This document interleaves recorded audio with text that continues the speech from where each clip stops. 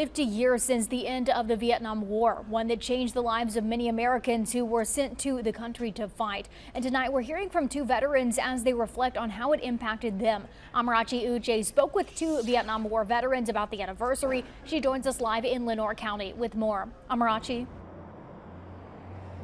Yeah, Courtney, it's the anniversary of the war that left over 50,000 Americans dead. Now, veterans I spoke with earlier today reflected on the sacrifices they made both during and after the war. We went over Vietnam as boys. We came back as men. And we had to deal with the consequences and the scars that Vietnam left on us. The Vietnam War, frozen still in time at G.I. Joe's Military Living History Museum in Lenoir County. The war has left a mark on veterans like John Klink and Ralph Smith, and 50 years later, it's still fresh on their minds. Beginning in 1955, the Vietnam War was a long conflict between the Communist government of North Vietnam and South Vietnam and its ally, the United States. John Klink, looking to serve his country any way he could, joined the Marine Corps after high school in 1967 and was soon sent overseas to help fight. If it meant to go to Vietnam, the chances of me coming back, less than 50-50, but I owe my country.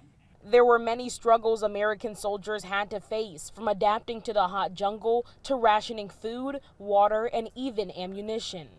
There's not a resupply store around the corner. Once you run out of ammo, you're out of ammo. Millions of people were killed in the war, including over 58,000 Americans, according to the U.S. Department of Defense. Some of those being Ralph Smith's men. I had my machine gunner got shot, and he was right next to me, and it fell in my arms and that passed away. U.S. forces were withdrawn from the war in 1973, and communist forces ended the war by taking control of South Vietnam in 1975. The war may be over, but even 50 years later, Smith and Klink are still dealing with PTSD, as the war, in a way, seems to never end. Hard to get over. I'll never get over it.